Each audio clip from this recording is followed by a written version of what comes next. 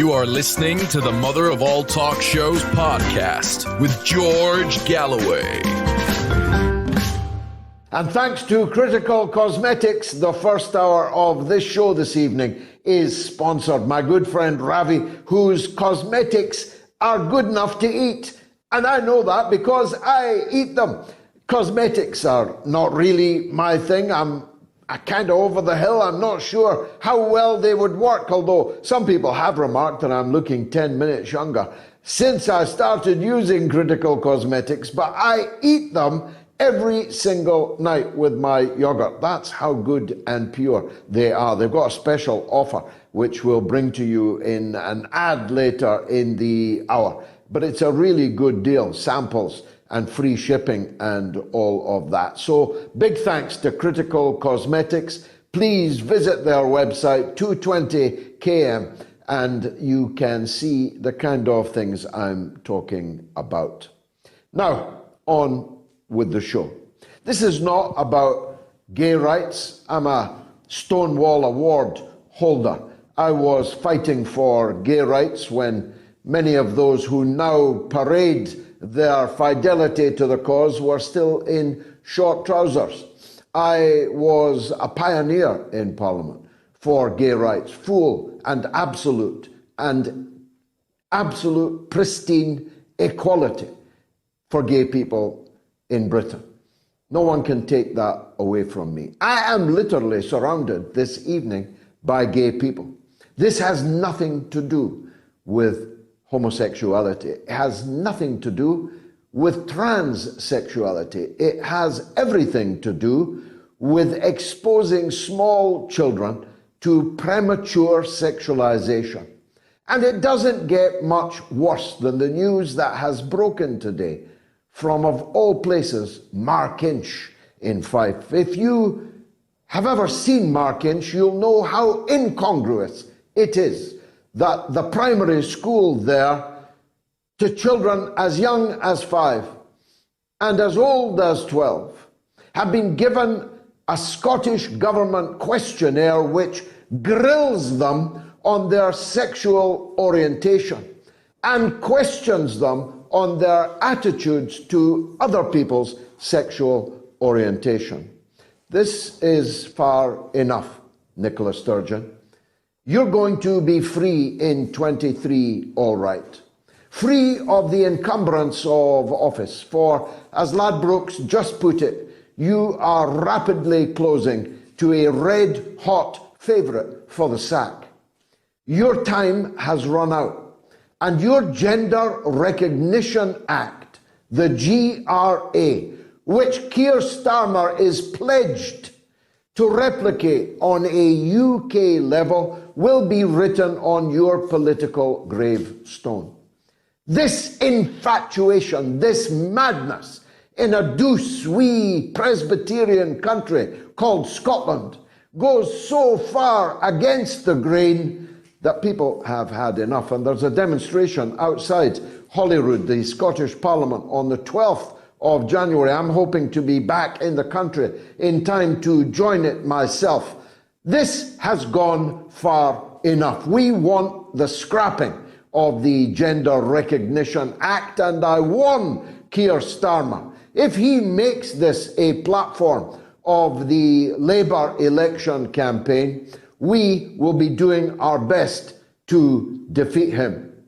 It's madness, not because we hate gay people, not because we hate trans people, not because we are anything other than for absolute equality amongst all people. As I say, I am myself literally surrounded by gay people. Some of my friends are trans people. I treat every person on this earth the way that they would want to be treated. But I have small children, you see. I have small children at primary school. I don't want them taught about sex, grilled about sex, encouraged to explore their gender when they're at primary school. Do you understand me, Nicola Sturgeon? Now, luckily, my children go to a Roman Catholic school. We have certain protections. Although the churches have all been deathly quiet on this most important of moral matters, all the churches, including my own, I send my children to a Roman Catholic school partly to protect them from the encroachment of woke attitudes to gender and sexuality. But most people in Scotland are sending their children to state non-denominational schools and are now prey, and I use that word advisedly, to these creeps that devise these questionnaires to be placed in front of small children who don't even know what they're talking about. My children don't even know what a sparrow is. Never mind a transgender person, a gay person, or a lesbian person. Why should they know? They're only 5, they're only 8. Why should they know? I don't want them to know. And they're my children, not yours, Nicola Sturgeon. You don't have any children. And as a matter of fact, a very significant number of your ministers don't have any children. And it shows. And it's a very great pity. It's a very great pity for you personally, but it's an even bigger pity for our country. This is not just a Scottish issue, because Keir Starmer, odds on to be Britain's next Prime Minister, at least after the general election, is pledged to take the same low road as Nicola Sturgeon and the SNP have taken. Unless Boris Johnson comes back, the Tories' goose is cooked. I don't know if Rishi eats goose, if he eats meat at all. I know nothing about his dietary habits, but he is dead meat. His goose is cooked. He is standing at 19% in the public opinion polls. Now, I warned the Tories. I mean, why should I warn them? I want them to be annihilated. But I warned them that if they got rid of Boris Johnson, this would happen. Then they picked somebody called Liz Truss momentarily. I know you've all forgotten about her, and the Tories wish that everyone would forget it ever happened. But she was 44 days, I think, the Prime Minister of Great Britain, give or take a day or two. Liz Truss has been replaced by somebody even less popular, with even less of the common touch. It's a bit hard to have the common touch when you are literally a billionaire. You're a British Prime Minister who is a billionaire, who has an American green card in his pocket, and who's never done a day's work except pushing derivatives in front of a computer screen. A man who knows nothing of life in Great Britain is our Prime Minister. It's a wonder he has 19% in the public opinion polls. The Tories are going to have to ditch him. However embarrassing it is to ditch Truss, then Rashid Sunak, as Joe Biden called him, in quick succession. It's going to have to be done. Because if the Tories poll 19%, and we'll know in May in the local elections just how badly in real world politics they're doing, if they poll 19%, Labour will win 550 seats in Parliament, and even Rashid Sunak will lose his seat in Parliament. Labour will have a Parliament that they don't just control, but a 2/3 majority in the Parliament. It would be unprecedented. Now, the Tories are nothing if not pragmatic. And so let me give them this bit of pragmatic advice. You may not win under Boris Johnson. In fact, you almost certainly will lose. But you won't be reduced to 120 MPs, or 110 actually. You won't lose virtually every parliamentary seat you currently hold if Boris Johnson is your leader. So as I want the next election to at least be competitive, because I could think of nothing, that's a big statement, more frightening than Tony Blair's new Labour Party having 550 seats in the British House of Commons, as I want the election to be at least more competitive than it is currently looking, I'm advising the Tories to bring back Boris. Now, given the money he's been earning, you might not be able to tempt him back. After all, you didn't exactly treat him well when you had him. But if you don't, if you stick with Sunak, if you think you can rub along with Rishi, you are headed for oblivion.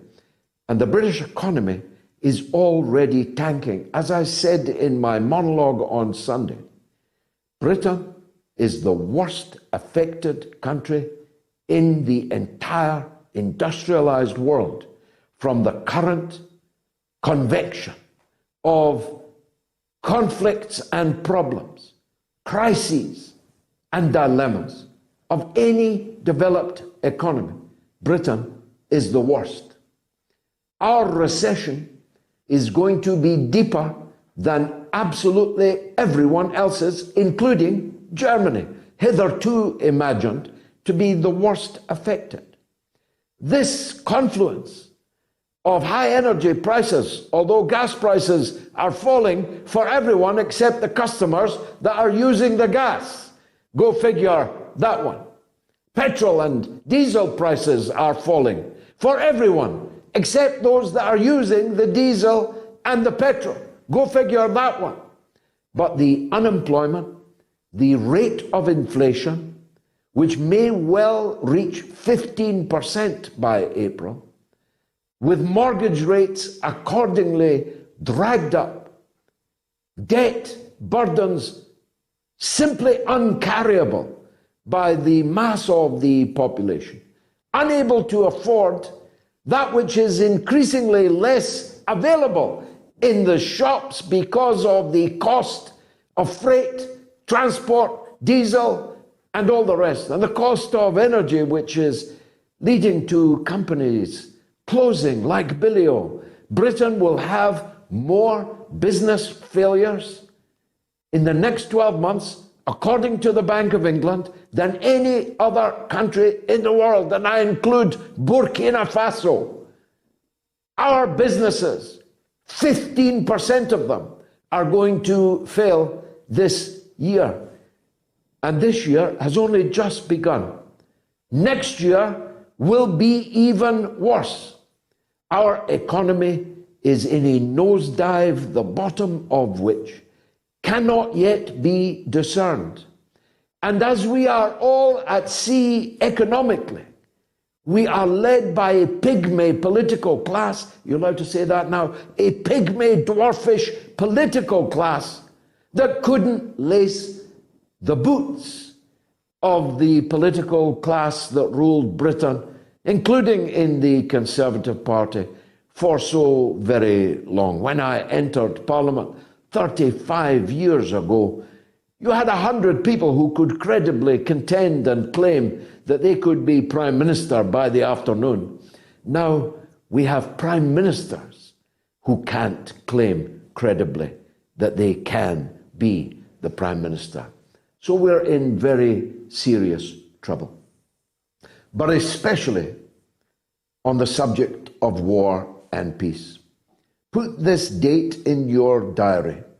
On the 25th of February in central London will be a no to NATO, no to war rally, bang in the centre of London, venue to be announced in the next few days.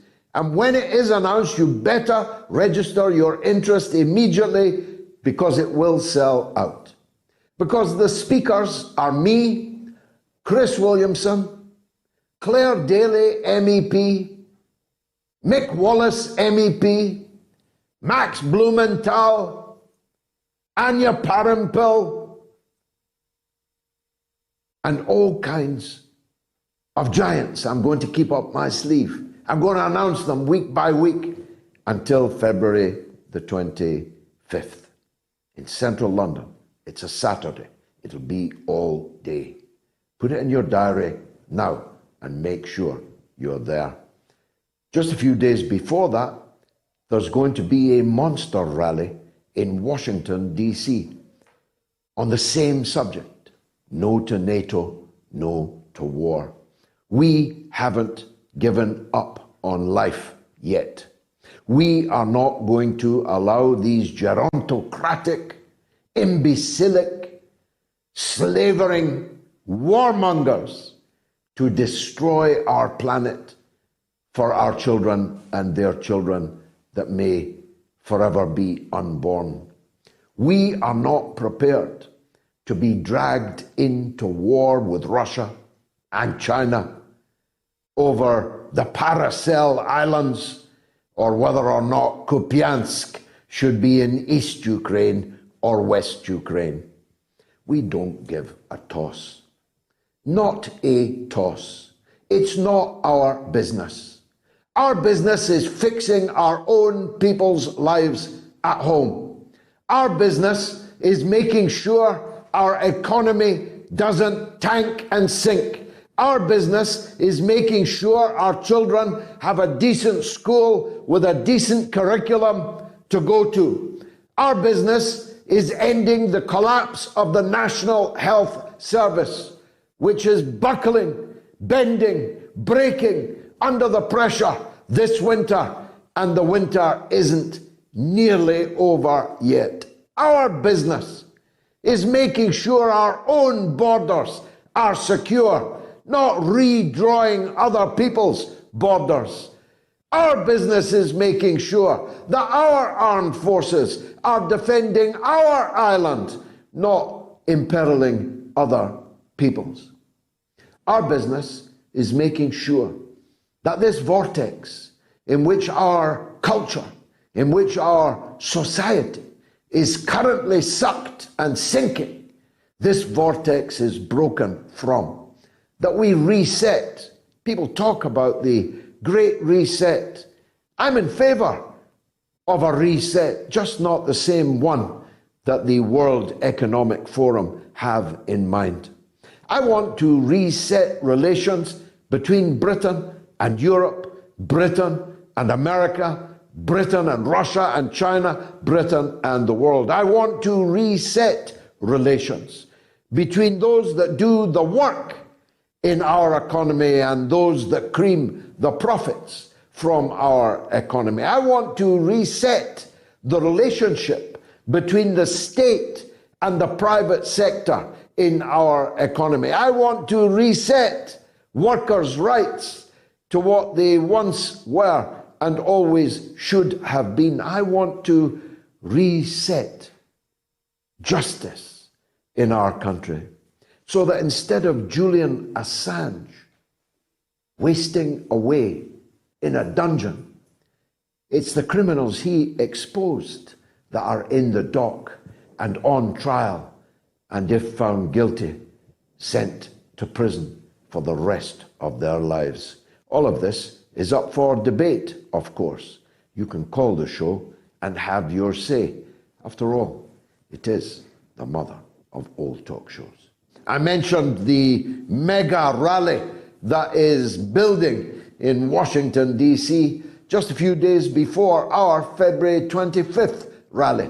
We're trying to make this a global rebellion against war, against NATO aggression, and against the danger of nuclear conflagration. And so, of course, I'm joined by Nick Brana, the national chair of the People's Party of the United States of America, a man I've long wanted to meet and hope to in person someday soon. Nick Brana, thank you for joining us. We didn't confer before arranging our two events, but it is amazing it was left to thee and me to arrange them. Tell us what you've got going on, when, where, and why for. We are going to Washington, D.C., here in the United States, the Lincoln Memorial, and we are going to rage against the war machine. We are demanding an end to this senseless, suicidal war in Ukraine that our government apparently has endless billions for, while not having any funds for people who are living under every bridge in this country, for people who do not have health care, people who don't have food to eat. That's what we're going to do. We're going to go rage against the war machine. We are going to have musicians, rock bands, veterans, speakers, and then we are going to finish it off with a march to the White House, and we're going to deliver our demands directly to warmonger-in-chief Joe Biden. Enough of this war, enough of the freedoms you're taking from us because of this war, enough of the billions going to from our taxpayers to pay for this war, enough of the tens of thousands, possibly hundreds of thousands that you've killed, and enough risking and bringing us to the edge of global nuclear war. Well, very powerfully put. And as you were making that case, I got to wondering, how come in the parliaments, yours and mine, there's no echo of this? The British Parliament's even worse, actually. At least there are some right-wing Trumpite elements within your parliament who are raging against this war. But in Britain, there is little unanimity. There is actual unanimity behind the NATO war in Ukraine. And yet, as you describe it, the opportunity cost of all that money we've spent on the war, of the homeless people, the hungry people, the jobless people, the poor people, the underpaid people, the people who can't get ahead, can't get a house. They're the ones who paid the price for the uncountable billions, because nobody's counting it. Certainly nobody's auditing how it's spent. How come in the political class there's absolutely no echo of any of this? Well, I was amazed to learn about a month ago that a version of what played out here in the United States, when the progressives here, the Squad, AOC, briefly, meekly approached Biden and the other Democrats, the corporate Democrats, asking them, will you please negotiate at the same time that you're providing endless billions for war? And that in itself was such a weak and pathetic call. But they withdrew it within 24 hours, And I was amazed to learn that a version of that had happened in the UK as well, within the Labour Party. And so here in the United States, both parties are almost unanimously for war. But incredibly, the Democrat Party is now the party that is the most warmongering. Always, when Trump was in office, giving Trump more money than he asked for the military-industrial complex, adding tens of billions of dollars to the military budget, which is $850 billion here in the United States now. And also, of course, having perfectly unanimous support for the war. Every single package of support up to this latest one, this additional $50 billion, every single Democrat voted for it. And they talked about it with pride. Even the Progressive Caucus, which was supposed to be anti-war, even Bernie Sanders, they talked about it with pride, about how they're sending all of this money that could be going back to taxpayers, that could be helping people in so many other ways. They're sending endless amounts. And so people in this country are getting tired. And like you said, in the United States and the UK, that's where we have to rebel first and foremost, because no other country can end this conflict. When Russia and Ukraine tried to negotiate an end in March, just 1 month after the invasion, the United States and the UK sabotaged it. And so it's up to people in this country to rise up. And something that we're very concerned about is it's clear that Ukraine is going to lose this war. But what are the neocons going to do when that happens? You have Petraeus on the Sunday shows. He's like the errand boy of the CNN, delivering of the CIA, delivering the CIA and the Pentagon's message. And he is talking about a coalition of the willing with Polish or Romanian soldiers or other soldiers that go in once Ukraine has absolutely lost, now that once they've killed even the children that they're sending to the front lines in Ukraine, that the Zelensky regime is sending. And so what is going to happen at that point when Ukraine loses? Is it going to become a world war because NATO or NATO countries begin sending in their own soldiers with American soldiers, that kind of coalition of the willing? Or is there going to be enough resistance in our countries, the United States and the UK, to prevent that from happening? And that would almost certainly lead us to a nuclear war if you had other NATO countries sending their soldiers getting into direct conflict with Russia. Russia's warned about this, and even NATO chief Jens Stoltenberg warned about this last month, that he fears that this is going to become a direct war between NATO, the US, and Russia. And that's why you have even the chairman of the Joint Chiefs of Staff, Mark Milley, saying, this is insane. We need to negotiate an end to this war now.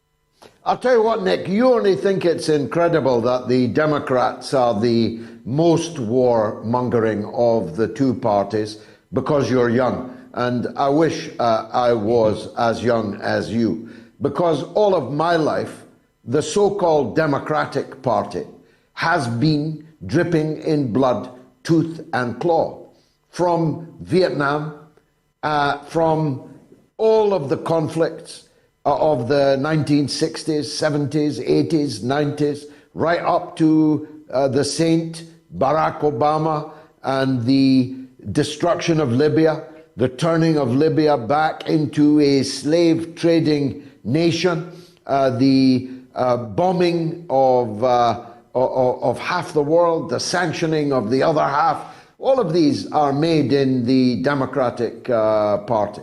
And I'm ashamed to say, as someone who was a member of it for 36 years, that the British Labour Party is in the same position now. The reason no Labour MP can speak out against the war is because they will literally be expelled, suspended, deselected as a candidate. That much has been made abundantly clear to them. And so when you say, as you correctly did, that if not us, then who? And if not now, then when? This is a British and American war. And if World War III comes along, it will have been driven by the United States and the United Kingdom. What is it about the Anglo-Saxons, Nick? Yeah, I mean, ever since the end of the Second World War, when the United States became the global hegemon, took over the reins from the UK, there has been, at that time, at the end of the Second World War, the United States had half of global GDP. It was the undisputed military and economic superpower, only country with nuclear weapons. Well, in the last 70 years, there have been some developments. There's the rise of other countries, China, Russia, the BRICS nations, and they don't want to be subjugated by an American empire that is waging wars across the world, demanding that every other nation fall in line with the United States. And so now, up to the present, we have the rise of these other countries, but we have these insane neocons in the U.S., at the Pentagon, at the CIA, in the private military contractors that are a part of the deep state that actually runs this country. And they have this delusion that they can somehow maintain global hegemony, American hegemony, with their military power, just as it was with the fall of Rome, trying to hold on to that power desperately and doing whatever it takes. And these people have marched us right up to the edge of a nuclear war with Russia. And it is unbelievable that you have people within the U.S. government, within NATO, even warning of that. That's what we see happening.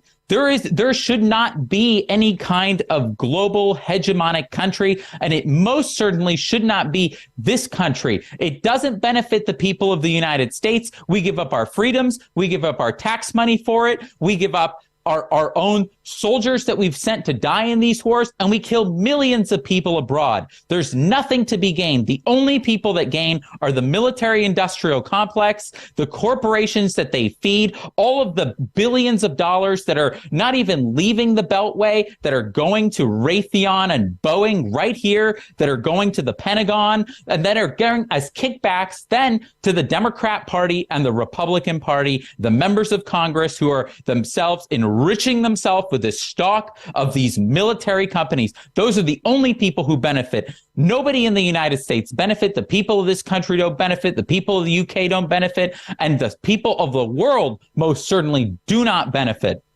Well, the reason we are trying to beat the rising alternative powers on the battlefield is because we cannot beat them in any other field. We cannot beat them economically. We cannot beat them in terms of their science base, their education base, the health of their people, the longevity of their people. My goodness, Cuba, people in Cuba live longer than they do in the United States. Fewer children die in Cuba than die in infancy in the United States. The economies of countries like China are so fast overtaking the so-called G7 countries that the only way to stop them is to make war. The problem is making war runs the risk of nuclear conflagration. And I don't think your people or my people have quite woken up to that yet. That the people they're trying to push around are a nuclear-armed group of countries that are more than ready to fight back against this fading, failing, not even Roman empire. They're doing things, George, that they didn't do, even that were unthinkable during the Cold War. The bombing of nuclear air bases in Russia, which has now happened not once, but twice. And the United States, the CIA, the Pentagon have greenlit that bombing of nuclear air bases in Russia. That is truly unbelievable. The degree to which the United States is also surfacing nuclear subs to menace Russia with nuclear weapons. They've deployed the 101st Airborne Division to Romania, to the border with Ukraine. And those soldiers, those American troops, are now crossing the border into Ukraine, risking, again, direct fire between nuclear superpowers. Russia is reevaluating its nuclear posture, considering adopting a first strike policy, the kind that the United States has right now. The risk of nuclear war is real, and we don't get a practice run. It will happen once, and everybody will die. The nuclear winter will kick up millions of tons of soot into the upper atmosphere, block out the sun, kill all agriculture, destroy the food chain. Billions of people will die in the nuclear blasts, and then famine, and then plague. That's the future that awaits us unless people rise up in the United States and the UK, the two chief aggressor nations, and demand an end to this. And here in the US, we're not just demanding an end to this war, we're demanding an end to the war machine as a whole. We're saying abolish NATO, abolish the CIA, slash the military budget, cut it in half, and end this empire that is threatening to kill everyone at this point. So lastly, tell everyone in the US who's watching exactly where they should be, on what day and at what time. Come join us at the Lincoln Memorial on February 19th. This is going to be 1 week before No to NATO. And so come join us. We are going to rally at the Lincoln Memorial in Washington, D.C., and then we are going to march to the White House. And I'm very happy to see that you, George, are organizing No to NATO, No to War. And I hope that others, along with Claire Daly, Mick Wallace, I hope that they will stand up in their countries, that there will be protests across Europe. I know that we want to collaborate to make this international. That's what it has to be. It has to be an international week of rebellion against war and against annihilation. Nick Brana, the national chair of the People's Party of America, I'm deeply grateful for your appearance this evening. Good luck with the event. Now, we've got a poll running. Your outlook, I've never seen a poll of ours so evenly divided. Your outlook for 2023, is it A, gloom, B, doom, or C, boom?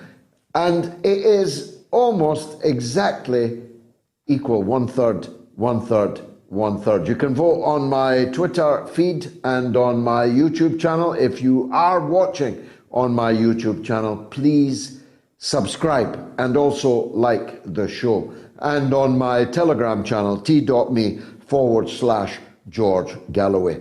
Now, the Patreon subscribers, my most loyal supporters, patreon.com/George Galloway, where so much of my work is now, including the reading of H.G. Wells, soon to be the reading of 7 Pillars of Wisdom by T.E. Lawrence. Here are some comments. Doris Eisler says, we'll be lucky with just gloom, or are we going for broke? We do seem to be flirting with the whole package. Indeed, we do. That's the point I'm making. And the boom should have had an exclamation mark after it, because boy, I mean boom. Now, Akram Nasser Bakht says, GRA should be written on the grave of any politician who implements it. I honestly think that the Scottish nationalists have gone mad. If you knew Scotland like I know it, if you knew the Scottish people like I know them, if you knew Markinch, if you knew Fife, Markinch, a mining area, colliery, the famous Markinch colliery, its children, aged 5, 6, 7, 8, 9, 10, 11, are being asked in school about their sexual orientation in the name of GRA? Are you mad? I think that politicians need to think twice about where they're going on this road. They're abolishing women, they're sexualizing children, all in the name of what and for whom? In whose interest? That's what I'd like to know. Anthony McKen says at least Rishi can put the PM position on his resume for his future job with Goldman Sachs. He'll end up owning Goldman Sachs, not working for them. And Guy Thomas Gnanko says, I've been only 1 year at this University of the Airwaves, and yet my knowledge is higher than my PhD peers on mainstream media. Thank you, Professor George Galloway. Thank you, Guy. I really appreciate that as someone that left school at 16, 17, and went to work in a factory making tires, never been to university. To have you say that to me is very, very touching. Galway Video News says it's very reassuring that you have many fine contributors to the show from the US. Americans are waking up. That's why I want, as early as possible this year, to launch Friday night Moats America. Not presented by me, presented by Americans, and with the guests chosen by Americans. I'll chip in from time to time and we'll run the back shop, as it were. So it will be the mother of all talk shows, but it will be an American edition at a time more easily accessible by more people in America. Don't forget that 9 p.m. UK time is 4 p.m. in New York. It's, I don't know, still morning in California, in Los Angeles, and so on. So the timings are difficult. We are two nations divided by a common language, but a very, very big time difference. So the Friday night Moats America is my New Year resolution. And if you want to help with that, please, if you're watching on YouTube now, go to Super Chat and make a donation. If you're watching on Rumble or on Twitter or on Facebook, all the platforms that we're on, please go to our website, moats.tv, and give on the donate button there. That would be really helpful. You can even make a recurring donation, £1 a week, $1 a week, €1 a week. Let's get Moats America up and running. Let's go to America now, to Virginia, and talk with Saad on UK politics. Go ahead, Saad. Hello, Mr. Galloway.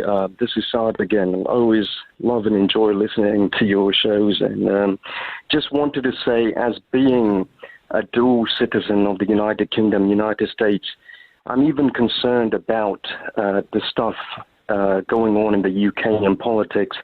It seems like, just like every other corner in the world, a lot of politicians such as parliamentary members just don't allow things to happen for the best interest of their people.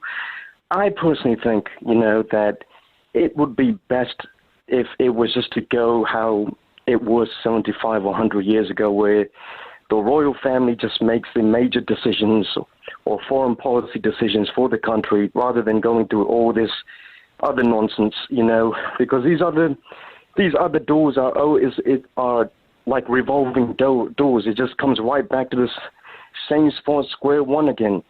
I personally think that it should just go back to what it was 75 or 100 years ago, where the royal families are making the major decisions along with their advisors.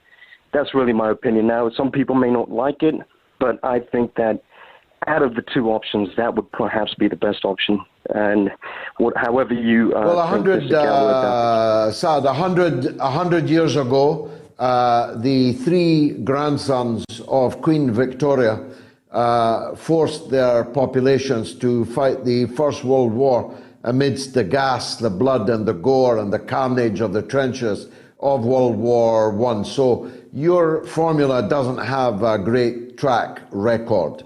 To advocate leaving it to King Charles to decide our orientation can only mean you've been away too long in the United States and haven't seen King Charles. Let's go to Ian in Hounslow. Go ahead, Ian.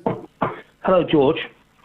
Now, your opening speech, you talked about the GRA in Scotland and the madness there, and how Starmer wants to bring it all over. Now, at the moment, we have the online safety bill being proposed. That was to protect children. And now politicians have muscled in to say, oh, we want to be protected too, because people say nasty things about us. And they cited the assassination of Ari Neve and the murder of David Amos. Neither had anything to do with the internet, but their arguments are so thin that they would muscle in on an act to protect children and then cite those two unconnected incidents. And that just shows you where we're going. Well, Ari Neve was killed long before the internet was invented by Al Gore. Absolutely. But these people, they live in an irony-free zone, George. Absolutely, an irony-free zone. And there is a campaigner Why is called... Starmer doing this, Ian? Why is Starmer doing this? I get the impression that these people sit and calculate how votes are gained and loss of votes avoided, that they are desiccated calculating machines. But I must be wrong about that, because it cannot be electorally possible to advocate for young children to be allowed to, without the knowledge, never mind permission of their parents, reassign their gender whilst at school. That cannot possibly be electorally possible, can it? George, it's a dead cat. The dead cat was the abolition of the House of Lords. The dead cat was let's make private schools pay VAT. The dead cat is the GRE, because he's got nothing else to offer. You yourself called him wooden. Well, there's the evidence. Great call. Thanks, Ian, in London. Let's go to Wilma in Bath on, I think, a similar kind of subject. Go ahead, Wilma. Hi, George. Fantastic to be talking to you. I love you, and I'll watch your show every week. I donate every week, and blah, blah. This sexualization of children has actually been passed. It's been taken to court in Wales by the people, and the people lost their case. It has been passed. The judgment has been made for the case of sexualizing children. Do you understand it, Wilma? Is it just me? Am I too old? I don't understand it. No, I don't. I do understand it. I know that I mean, it's leading to a really bad place. I'm in an unusual position. I am both old and I have very young children. So there's not many people in my situation. But I'm long enough in the tooth to know, as a father of 6 children, that I don't want my small children prematurely introduced to sexual matters when they are still small primary school children who are thinking about, Barbie dolls and footballs rather than sexual orientations and whether or not, people masturbate and how they do it and with what they do it. And all of this is now creeping into schools. And I don't understand why. I don't understand why the politicians... Go on. I'm saying Barbie dolls and Ken dolls is probably where it all started. I'm wondering if you've ever heard of Alfred Kinsey. Yes. Because the school sexual education system is based... Yes. The school sex education system is based on his series. Now, I don't know if you've looked into him, but his practices were absolutely horrifying with newborn babies. And he actually used paedophiles in his research and asked paedophiles to forward information to him from results of, does a child have an orgasm? Right, and we're talking newborn babies being masturbated for 24 hours. Now, Wilma, I can hear from your voice that though you're living in Bath, you are Scottish. Do you know that the police in Scotland are now to refer to paedophiles as minor attracted persons? Oh my God, I've just commented on a statement about that today. Can I just say, George, I am a victim of child sexual abuse. And I've never said a word about anything to anybody. Until recently, about 3 years ago, there was a government initiative to say, anybody that's been abused as a child, please come forward. And I went forward. And there was many of my abusers, but one of my abusers was jailed just about 6 months ago for 5 years for historical child sex abuse. And yet, they're now promoting child sex abuse. I just cannot figure out where they're going.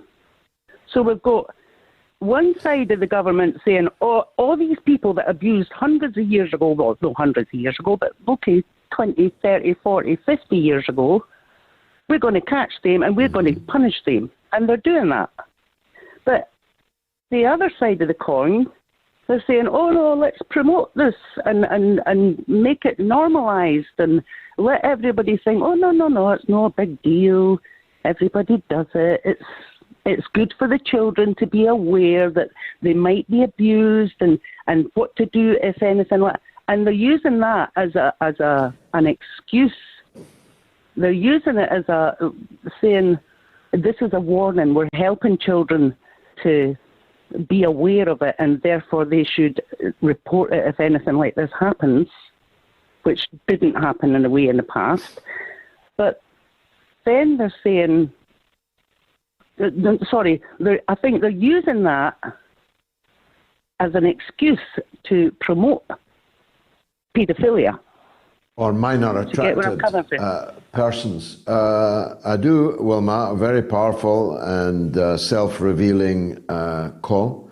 I myself was a victim of child sexual abuse at primary school at the hands of someone employed in the primary school. So I feel your pain on that. It is a difficult subject, this. I make no apology for bringing it up. Whatever the answer is, it is not questionnaires to 5, 6, 7, 8, 9, 10, 11-year-old children about sexual matters. About 40 years ago, not exaggerating, I lent Lula $200. I remember very well the feel of them in my hand as I placed them in his, because he was then an impecunious trade union leader who happened to be in London on a speaking tour and needed a break. I gave him that break. I have no intention of asking for the $200 back. All I ask is that the Lula who governs now as president of Brazil stays as closely as possible as he can to the Lula of the mid-1980s when the financial transaction took place. Good news in Brazil, not so good news in Argentina, where the vice president, Cristina Kirchner, and most people believe the next president of Argentina, has been subject to the same kind of fake lawfare that brought down Lula and Dilma, his successor, in the first place. Fake, trumped-up charges, engineered in the U.S. Embassy usually, and implemented through the remaining bastions of the establishment and the Washington establishment in Latin American countries. And of course in Peru, where only so very recently we celebrated the election of a progressive president there. That president has been brought down again in this time a parliamentary coup d'etat, and the masses who elected him are on the streets and being gunned down by the security forces. So traffic is not all one way in Latin America. It's not all rosy or even pink, let alone red. One man who knows more than anybody else on this show, at least in the English language, at least, is Ollie Vargas. He is the host of Latin America Review and co-founder of Kawsachun News. And he joins us now. Ollie, thanks. Very good to see you again. I'm right, haven't I? It is a mixed bag, but let's start with the good news. Tell us about Lula and what we can expect now that he's back in the president's house. Hi, George. It's really great to be back and speaking to you again. And absolutely a very exciting news coming out of Brazil that, after being jailed on false charges, Lula is now being elected president of Brazil. And the former right-wing president, Jair Bolsonaro, is now in Miami, in Orlando. Miami, like many disgraced former right-wing politicians in Latin America. So that's the situation in Brazil. And Lula's inauguration speech, I think, laid out his priorities going forward, a speech in which he shed a tear in a moment of touching vulnerability, you could say, when he was talking about the immense poverty that's been building up in Brazil, especially over the last few years, where inequality has been growing, where unemployment has been growing, where crime and violence, as a result of these things, has also been growing.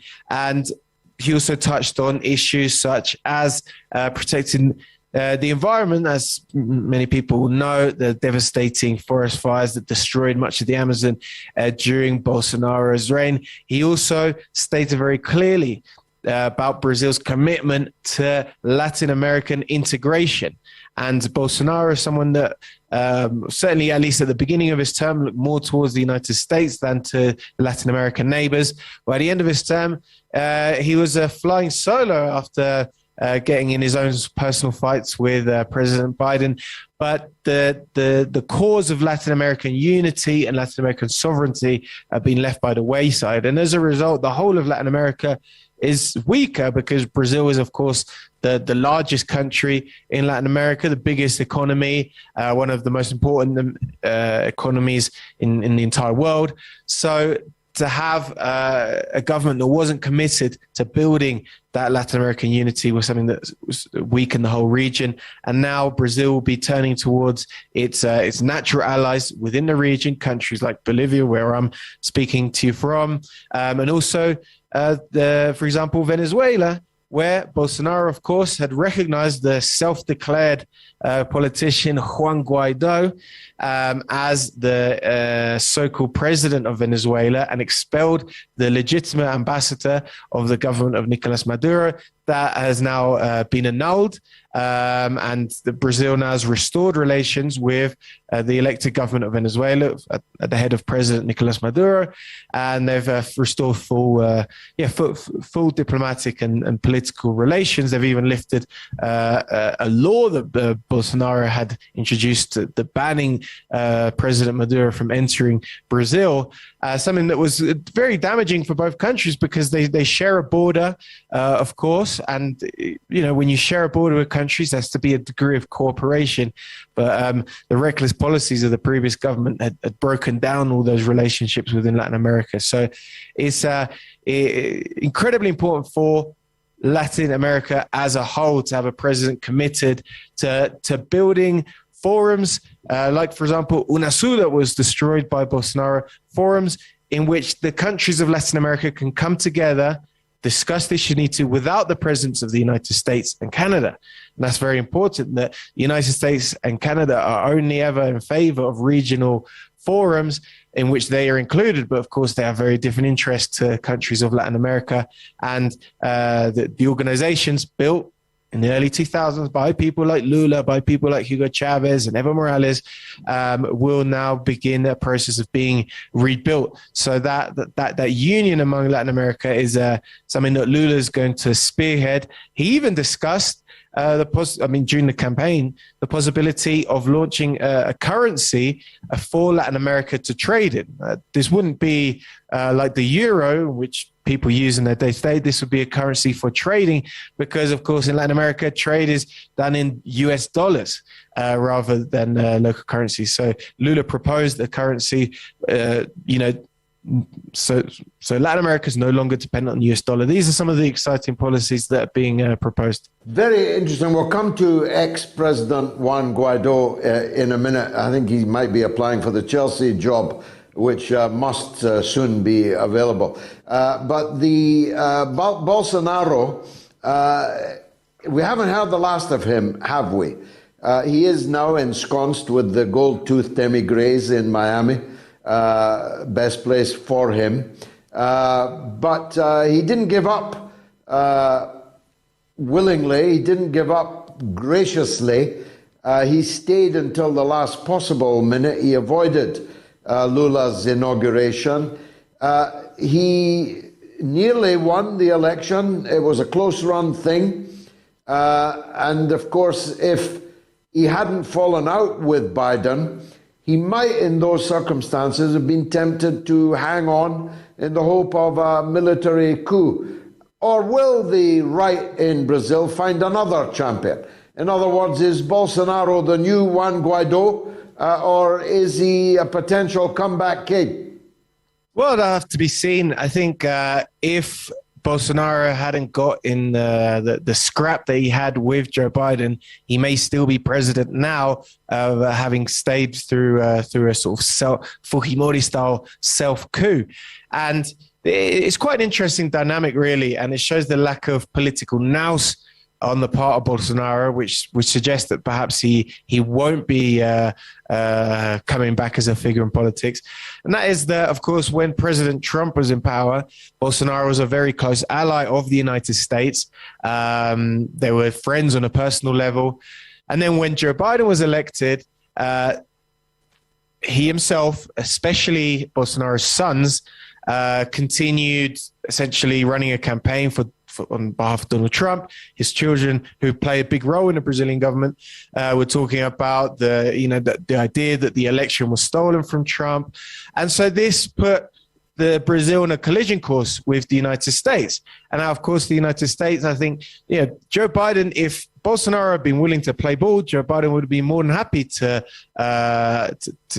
give Bolsonaro a helping hand. But I think Bolsonaro didn't have the political nous to, maintain some sort of alliance with the new administration in the United States. And so when the election time came, I think they were unwilling to support his fantasies of a coup. And I think that's definitely what he wanted to do.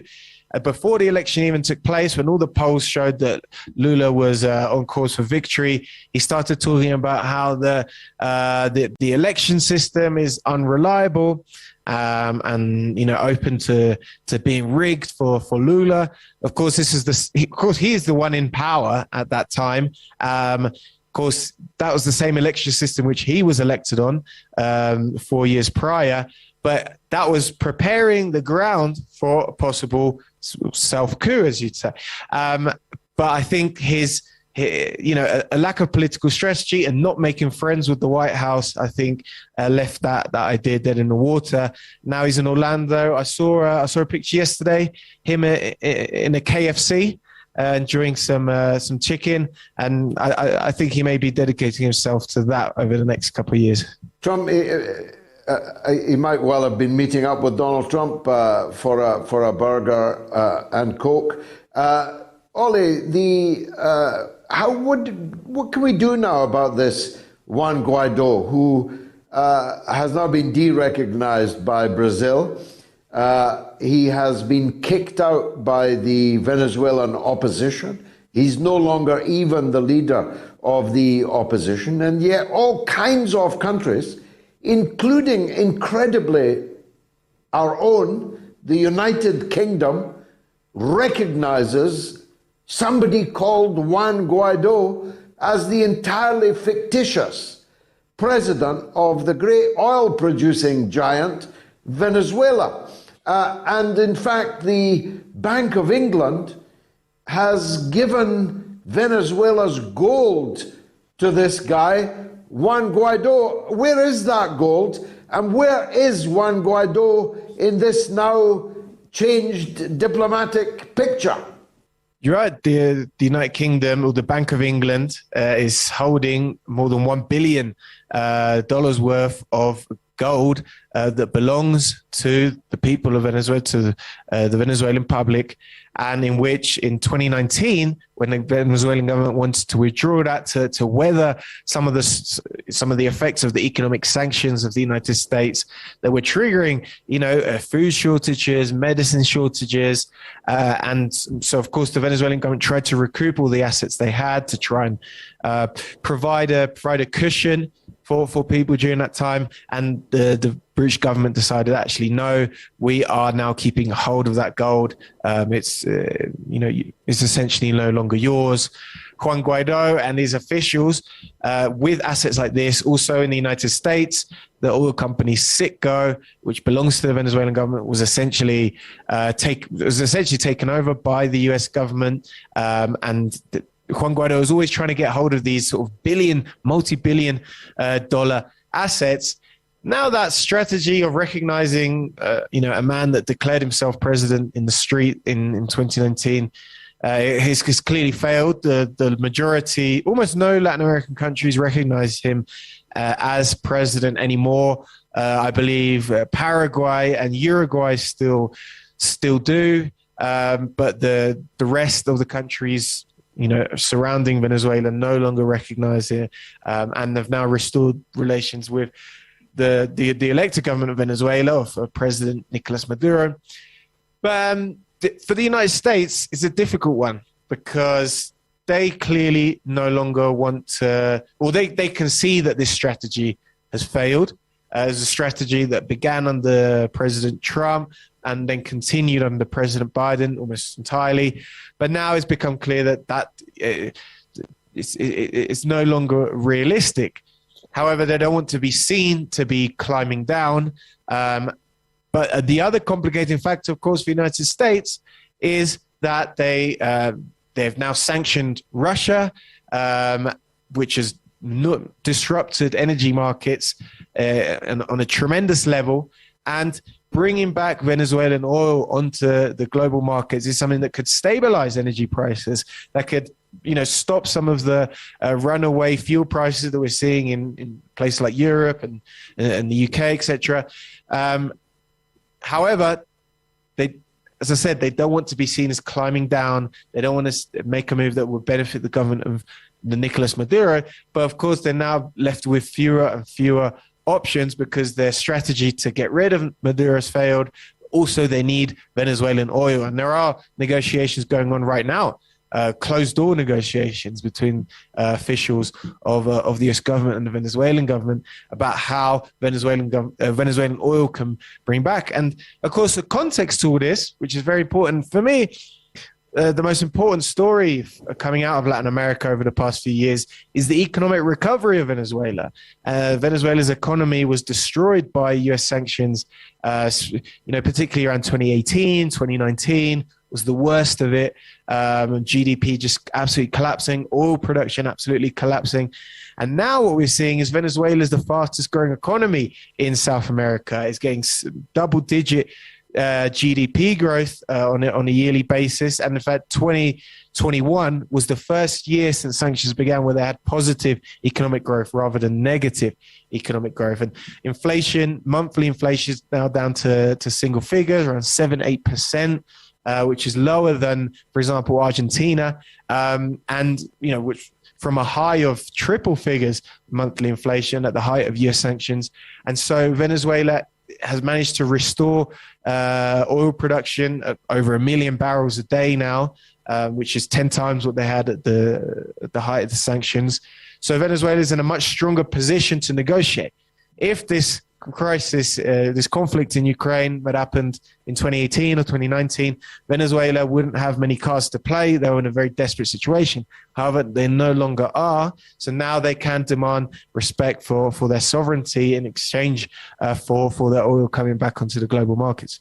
Fascinating. Now, quickly, Ollie, although they deserve longer, Christina is out the game, or is she? As a result of conviction. Many people, including me, believe a trumped-up conviction. And the poor president of Peru has been deposed. Tell us as succinctly as you can, and no one can do it more succinctly than you, about these two little vignettes. Yes, Argentina has had an incredibly difficult year. It now has the highest inflation in South America, higher than Venezuela. That's a hangover from the era of President Macri, who was brought in the IMF, indebted Argentina up to its eyeballs.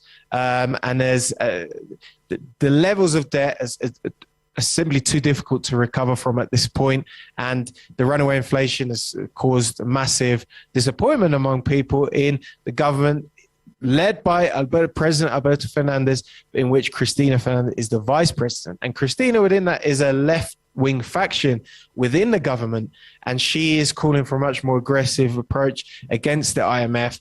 And actually, I think that approach could mean that she could stand as president at the next elections and get quite a lot of support, including from people who are disappointed in this government, because she has a critique of what's going on. And definitely very interesting. Before I move on to Peru, I just wanted to say that I was lucky enough to be in Buenos Aires for the World Cup final and to join the people celebrating in the streets. Definitely a once in a lifetime experience. But yeah, on the question of Peru today right now on Peru, there's a general strike going on across the country, mass protests going on in every town and city in the country. Mostly from unions, rural, campesino, indigenous unions, against the unelected government that's taken power in Peru in very similar terms that happened in Bolivia in 2019. Like what happened here in 2019, there's been numerous massacres, around 30 dead. That number could climb tonight as protests are still raging on. And so we're going to keep an eye out for that. Of course, this has all received the support of the United States, and the deposed President Pedro Castillo is currently in prison. He's been sentenced to 18 months preventive detention. Means he hasn't been charged of anything, but he will be now in jail for at least 18 months, and then while investigations are held. And the demand of people in the streets is not only to bring back the President Pedro Castillo, but also to bring about a new constitution. That's because Peru's current constitution was made during the dictatorship of Alberto Fujimori, who was the last dictator of Peru in the 90s, again supported by the United States, in which all of Peru's natural resources are privatized by law, by constitution, and the inequalities essentially entrenched in that constitution.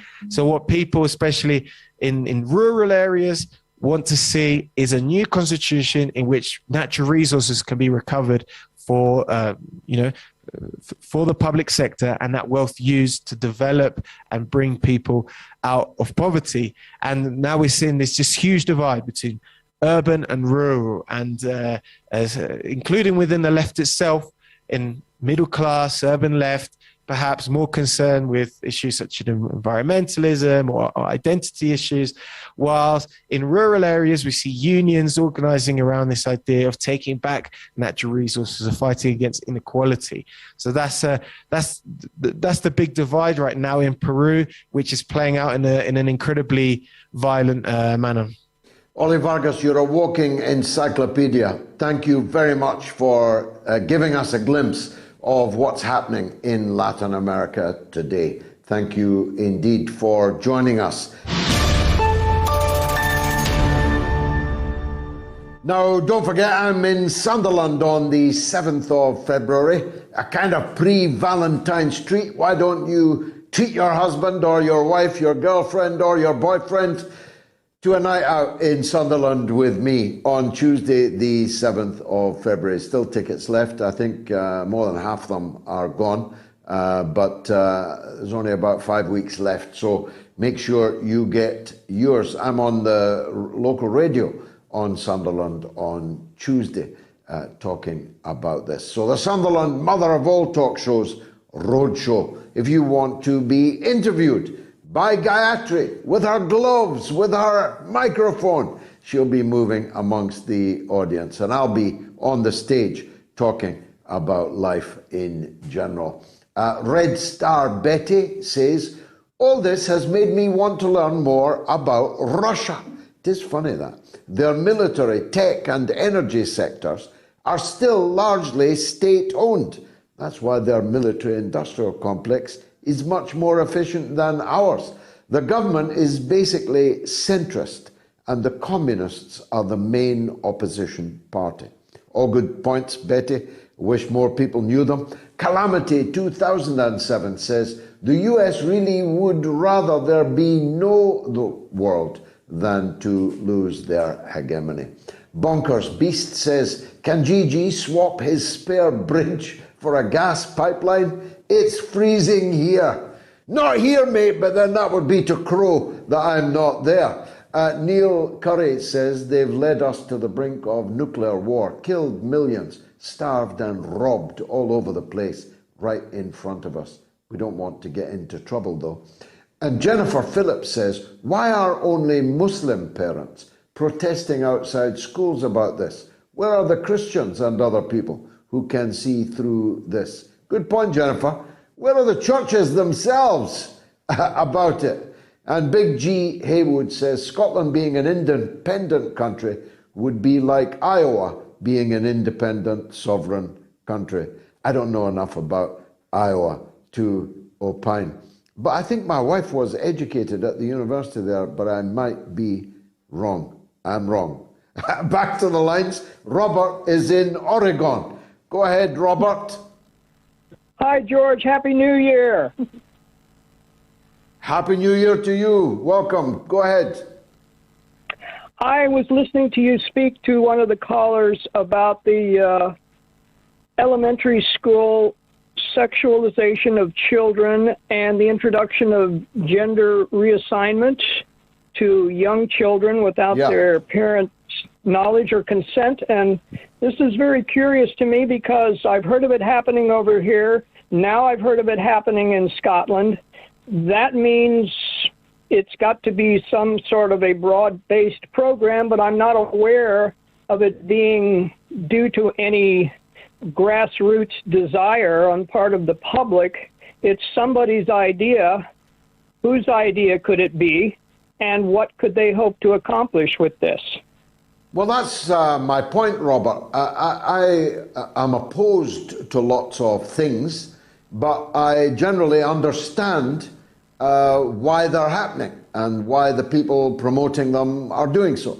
Why events develop in the way that they do. Having been around a long time, more than 50 years in politics, I have a pretty good handle on most things, but on this I do not.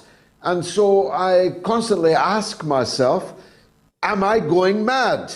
Is it because of my age? Why can't I compute this? I have never met anyone who wants primary school children to be allowed to reassign themselves as Johnny or Julian at school, change their clothes, be called a different name at school without their parents' knowledge, with the teachers being permitted to do it without telling the parent. I've never met anyone who could possibly want that. I've never met anyone who wanted to give children a push down a gender reassignment path that will be, to say the least, extremely painful. Physically, emotionally, psychologically, in terms of their mental health, there's tons of evidence that it will be a very rocky road and one not embarked upon lightly. I've never met anyone who thinks that whilst it should be illegal for a child to smoke at 16, that they should, at the age of 12, be taking hormones and beta blockers to redirect the path of their gender development. I've never met any such person. I cannot imagine what such a person would be like. That you're too young to vote, you're too young to smoke, to drink, to gamble, to buy a lottery ticket, but you can change your sex. What kind of madness is this? Or is it me that's mad, Robert? That is really my point. Last word to you.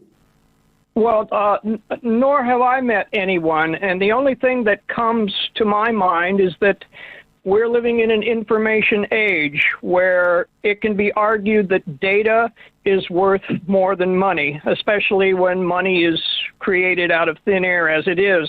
So someone wants to collect data by experimenting on us, on the human race, and that includes children.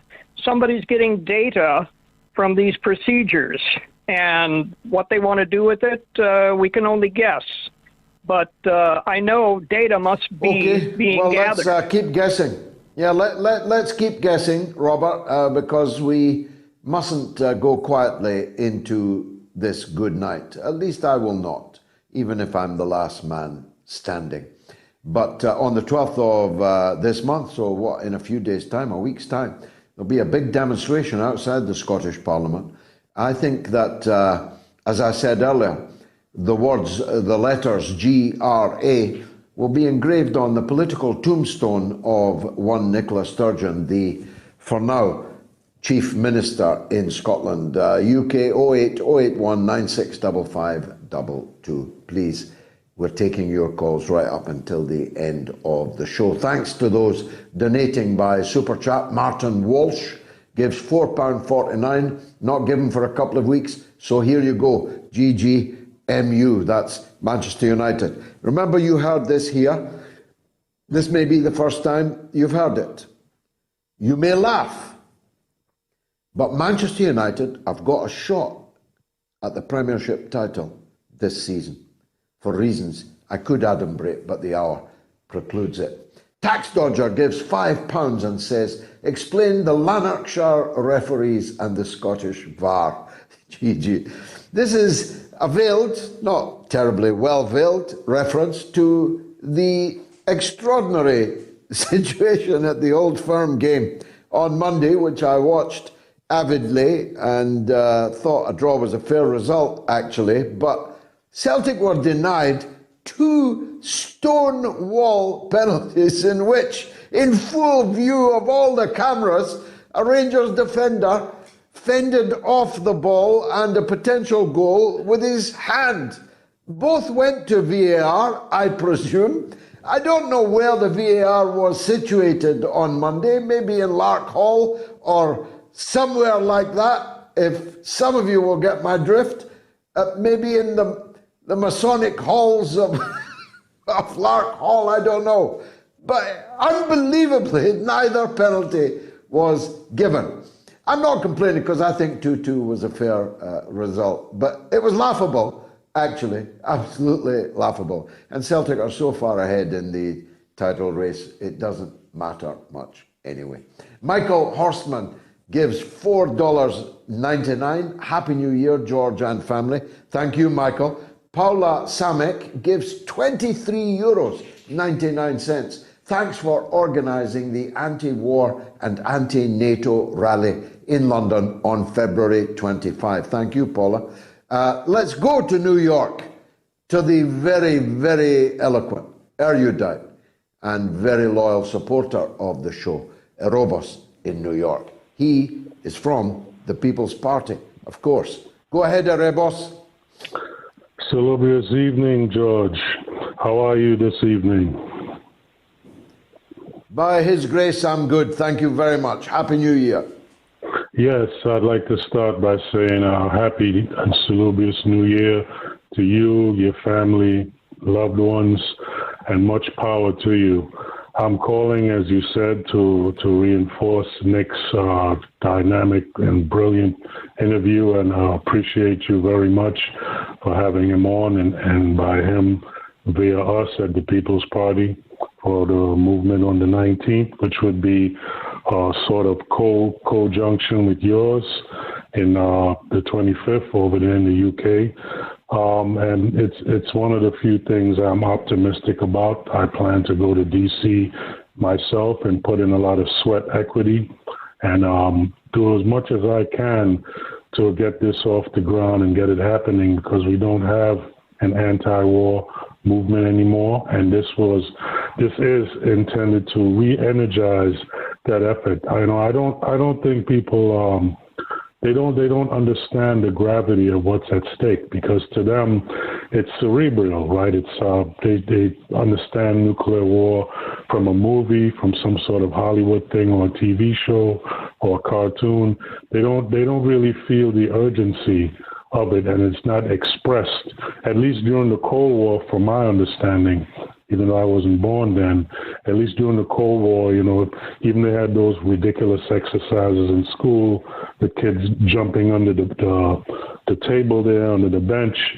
They press the urgency of how serious this is, right, with the Cuban Missile Crisis and the missiles pointed from Turkey to Russia. People had a more active sense of what's at stake, and we don't have that now. And I think we have to do as much as we can to interrupt this process, because none of us are going to be left, right? Once that first missile goes off, none of us are going to be left to regret and to cry and to coulda, shoulda, wouldas.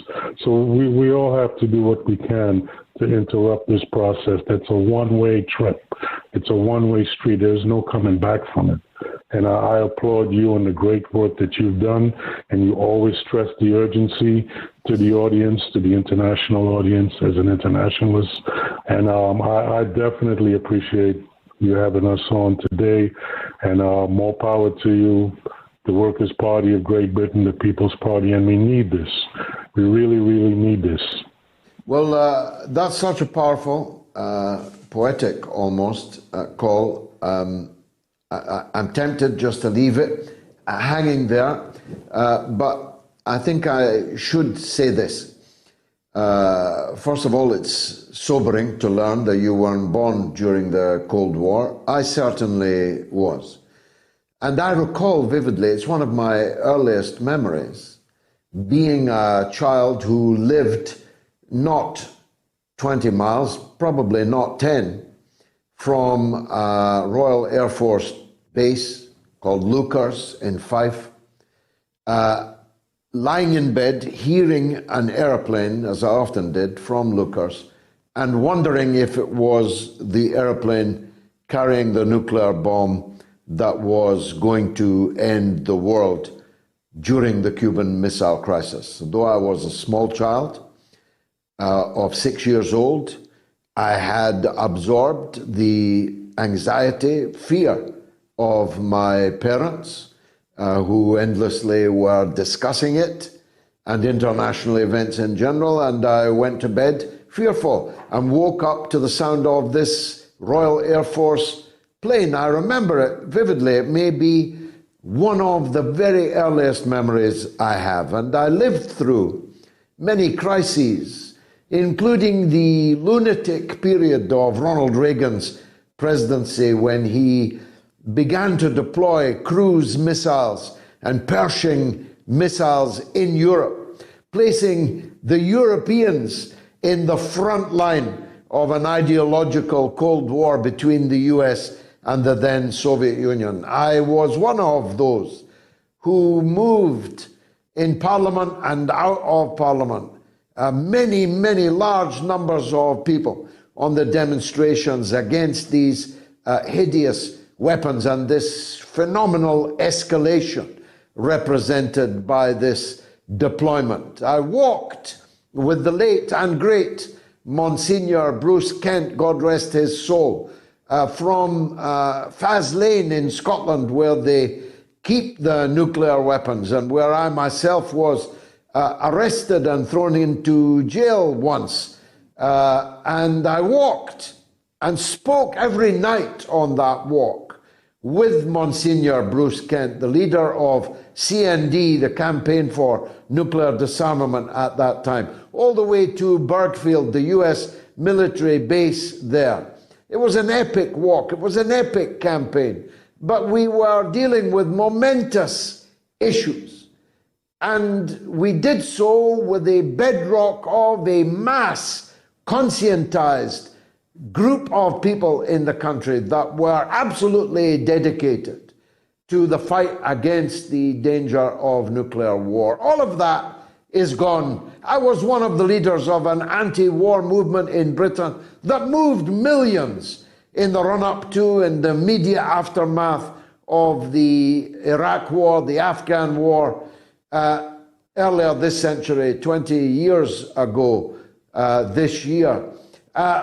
But I don't know where that's gone.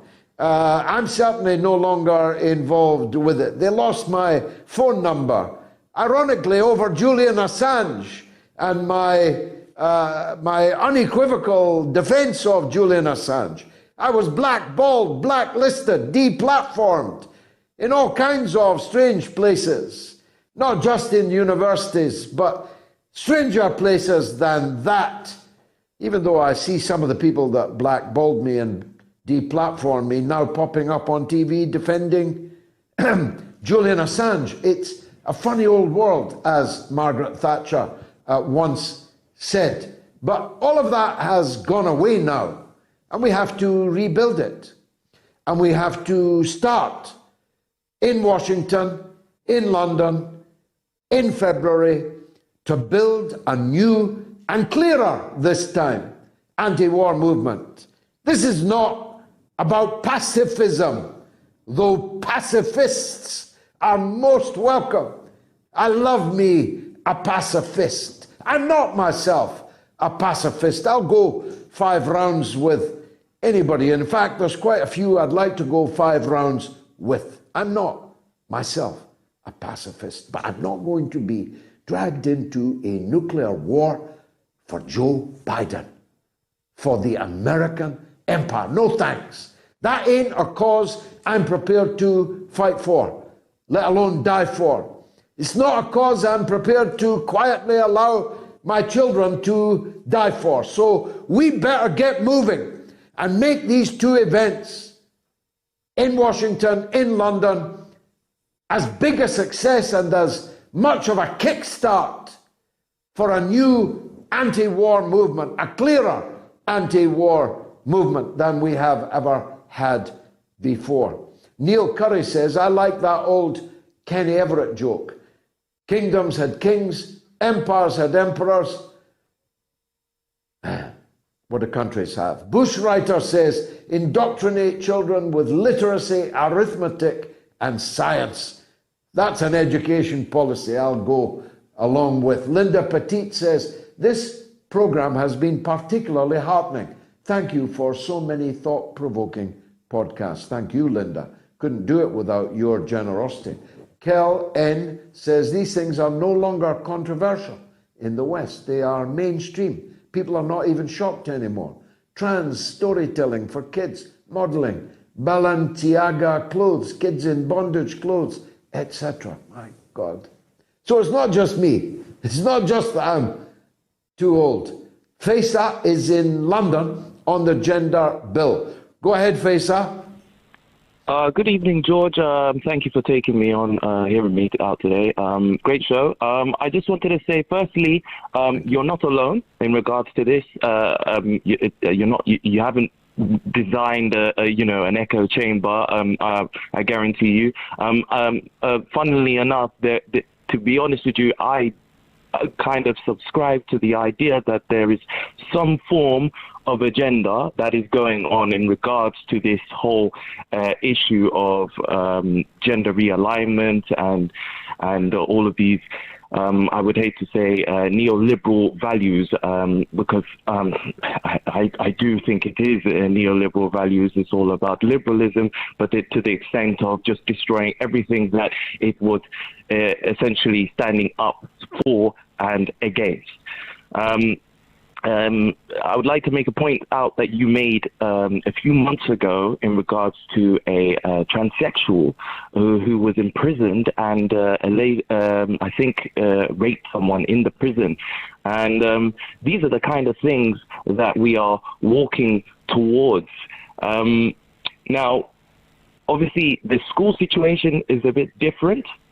The map situation that you briefly touched upon is a bit different, but they are all part of the same apparatus of this new liberal agenda, in my opinion.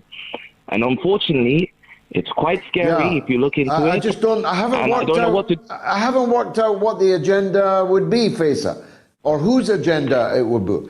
I may be being thick here. I may be being stupid.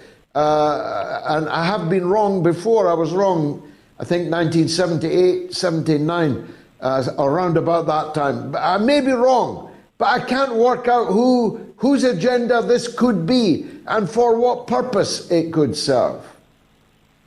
Well, I have an idea, George, and I hope I'm wrong, to be honest, because I don't mind saying it, but I hope I am genuinely wrong. But I do think the agenda is great for people who have I don't know if you heard of this term, but the transhumanist following agenda, really. So people who want to have who have an interest in molecular science of the humanity, trying to change it, being able to use it, change people's identity, and just the sciences generally.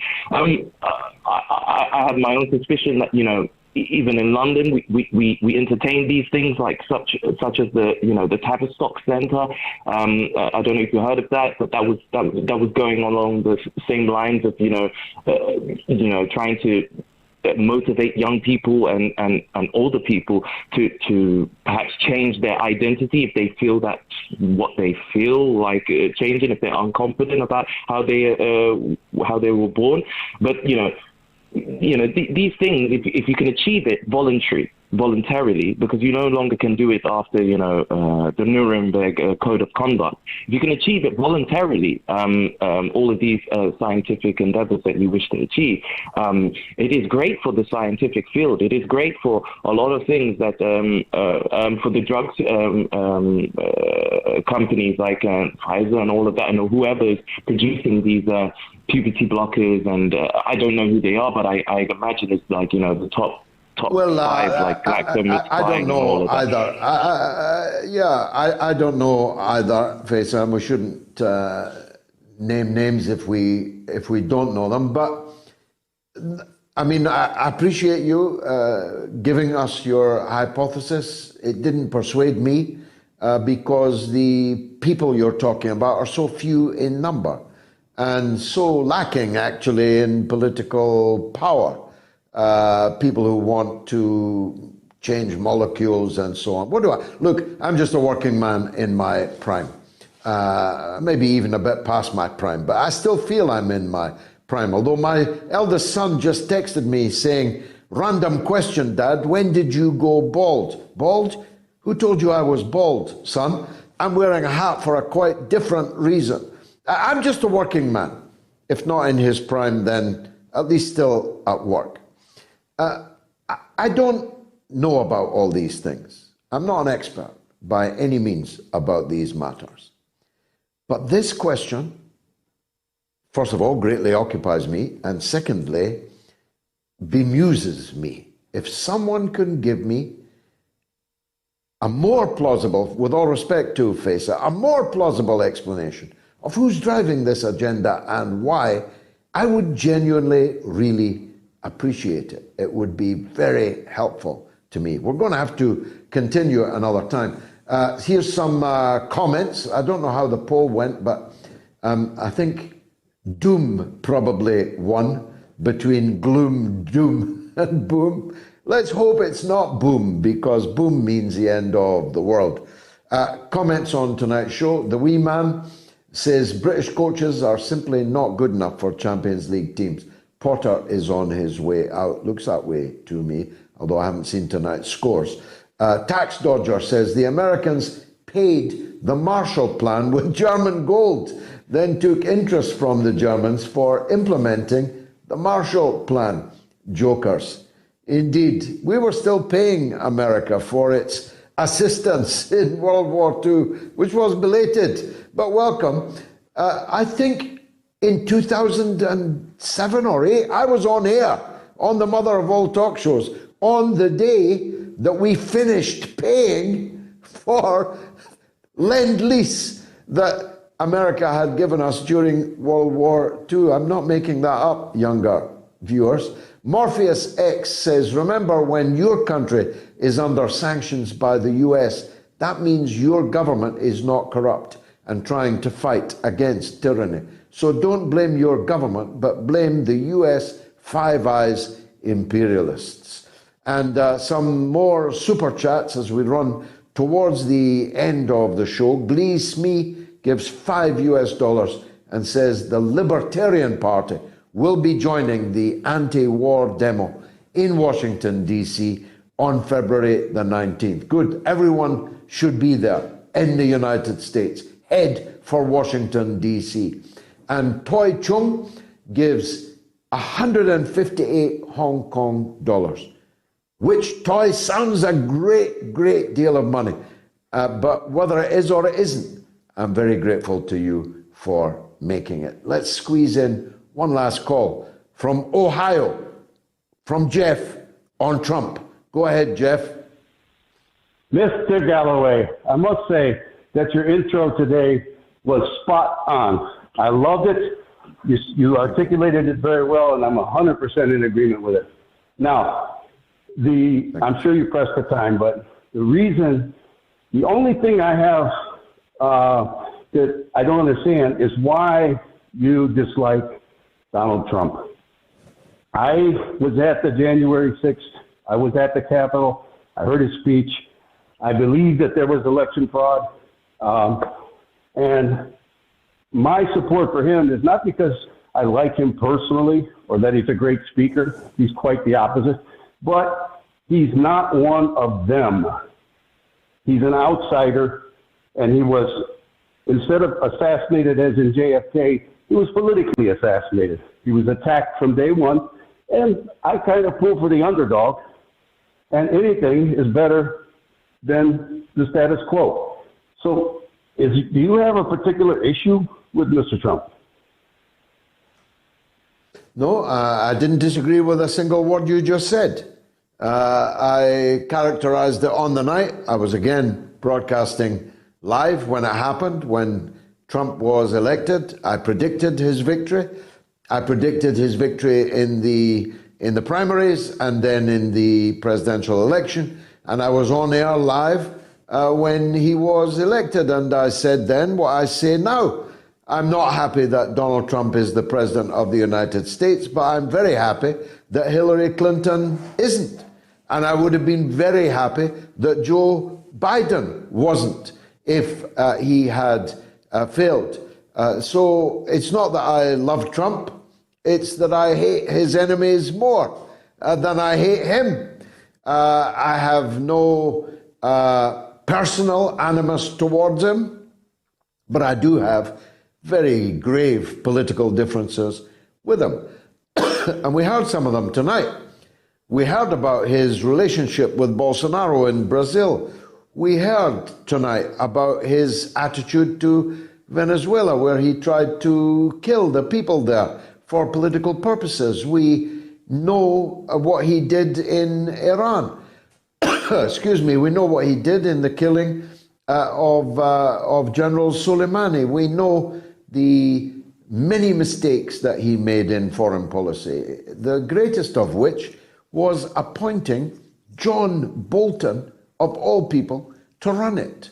The idea that you can be an outsider but engage all these profoundly insiders is fatuous, to say the least. So either Trump was a fool in doing that, or he was a knave in doing that. Which of the two doesn't really matter, because the end result, the moving of the US Embassy to Jerusalem from Tel Aviv, the endorsement of the illegal annexation of the Golan Heights, the attempt to help the ISIS and Al-Qaeda defeat the Syrian Arab Republic in Damascus. I could go on, but time is against me, Jeff.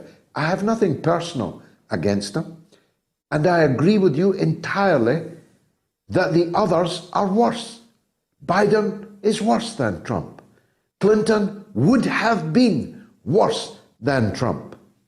And so I have a feeling that if things break the way they might, Trump will be back. If he runs, I think he'll get the nomination. And if he gets the nomination, if things break the way I think they're going to break, then he will be back. And of course, I'll criticize him for what needs criticizing, and I'll support him if he does anything that needs supporting. But alas, Jeff, I don't have time to give you the last word, and I apologize for that. Do come back on Sunday if you'd like to respond. I've only got time to say, in the seconds left available to me, with the voice left available to me, that I hope that you have enjoyed tonight's Mother of All Talk Shows. This is episode 201. And God willing, I'll be back on Sunday at 7 p.m.